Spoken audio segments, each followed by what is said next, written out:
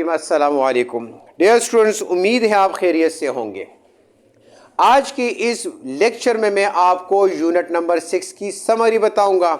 इंशाल्लाह आज की वीडियो सुनने के बाद आपको पूरे चैप्टर जो है वो आपको 5 से 10 मिनट में समझ आ जाएगा।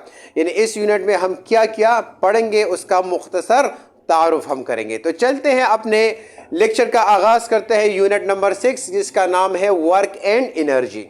यानी इस चैप्टर में हम दो चीज़ों के मुतालिक पढ़ेंगे। एक हमारे पास है वर्क, दूसरी हमारे पास है एनर्जी। इसके मुतालिक हम जानेंगे। तो सबसे पहला टॉपिक जो इस यूनिट में हम पढ़ते हैं वो हमारे पास क्या है? वर्क। वर्क के मुतालिक जानेंगे। वर्क क्या है? वर्क हमारे पास फोर्स, डिस्प्लेसमेंट और उनके दरमियान एंगल कितना है, इसको हम कहते हैं वर्क। अब वर्क किससे डिनोट करते हैं, मैथमेटिकल फॉर्म क्या है, डिपेंडेंस क्या है, इसके मुताल्लिक हम जानेंगे। फिर हम वर्क कर रहे हैं वो कितने टाइम में कर रहे हैं।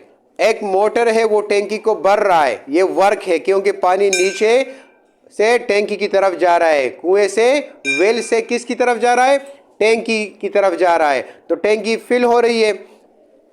अब हमारे पास वो कितने टाइम में टैंकी फुल होती है, कम टाइम में, ज्यादा टाइम में, that is called power.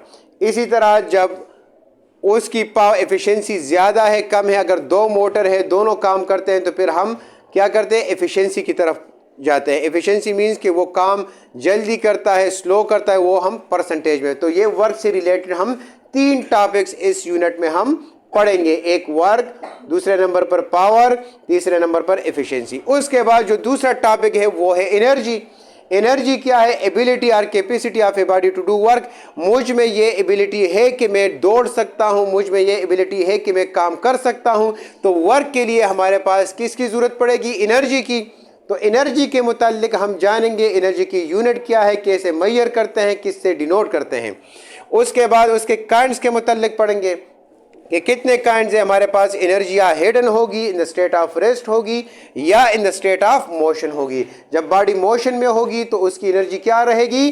Kinetic. जब बॉडी रेस्ट में होगी तो उस एनर्जी को हम कहते हैं पोटेंशियल। फिर हम पढ़ेंगे law of conservation of energy कि पोटेंशियल एनर्जी कन्वर्ट होगी काइनेटिक में, काइनेटिक कन्वर्ट होगी पोटेंशियल में। यानी ये एक दूसरे में तब्दील होती रहती है, इनकी शक्लें तब्दील होंगी, लेकिन ना इसको हम ख़त्म कर सकते हैं, ना क्रिएट कर सकते हैं, ना ही डिस्ट्रॉय कर सकते हैं। जिस तरह हम रोटी खाते हैं, हमारे बॉडी के अंदर चली जाती है, वहाँ पर कंपोज हो जाते हैं, वहाँ पर उसकी बदौलत हमें एनर्जी मिल जाती है और उसी एनर्जी की वजह से हम काम करते हैं। तो ये हमारे पास law of conservation of energy की एक सिंपल एग्जांपल है। सोर्सेज ऑफ एनर्जी, एनर्जी कहाँ से हासिल होती है, कौन कौन से ज़राए हैं? 2 ज़राए हैं, एक हमारे पास रिन्यूएबल, दूसरी हमारे पास है नॉन रिन्यूएबल। रिन्यूएबल वो है जैसे टाइम गुजरता जाता है तो इन एनर्जी के इन ज़राए में, सोर्सेज में कमी वाक़या नहीं होती।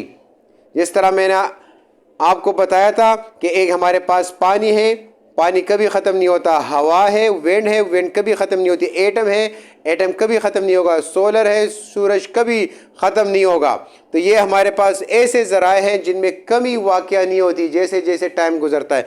और दूसरी साइड पर ऐसे ज़राए हैं जैसे जैसे वो उसको मैं इस्तेमाल करता जाता हूँ तो उसकी मकदार, क्वान्टिटीज़ में कमी वाक़या होती है। जिस तरह गैस है, कोयला है, पेट्रोल है, लकड़ी को मैं जलाता रहता हूँ तो लकड़ी ख़त्म होगी कि नहीं होगी? तो ये हमारे पास non renewable sources of energy है। फिर हम एक लास्ट टॉपिक इसमें पढ़ते हैं एनर्जी मेस एक्विवेलेंस कि मेस जो है वो एनर्जी में तब्दील होती है, एनर्जी मेस में तब्दील होती है। और यही डिफिनीशन, यही टॉपिक हमने start of the books unit number 1 के फर्स्ट टॉपिक भी इसी से रिलेटेड था।